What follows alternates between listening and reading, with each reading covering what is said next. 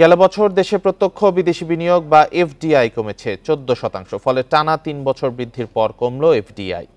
গত বছর বাংলাদেশে $300 কোটি বা 33,000 কোটি টাকার বিদেশি বিনিয়োগ এসেছে বলছে জাতিসংঘের বাণিজ্য ও উন্নয়ন বিষয়ক সংস্থা আঙ্কটারের বিশ্ব বিনিয়োগ প্রতিবেদন।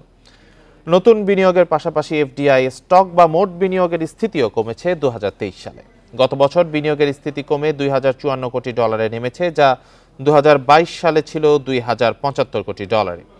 আঙ্কটারের প্রতিবেদন বলছে গত 6 বছরের মধ্যে 2018 সালে দেশে সর্বোচ্চ $361 কোটি বিদেশি বিনিয়োগ এসেছিল। করোনাকালে 2020 সালে এফডিআই নামে $258 কোটি। বাংলাদেশে বিদেশিদের বিনিয়োগ যেমন কমেছে, তেমনি দেশি উদ্যোক্তাদেরও বিদেশে বিনিয়োগ কমেছে গত বছর।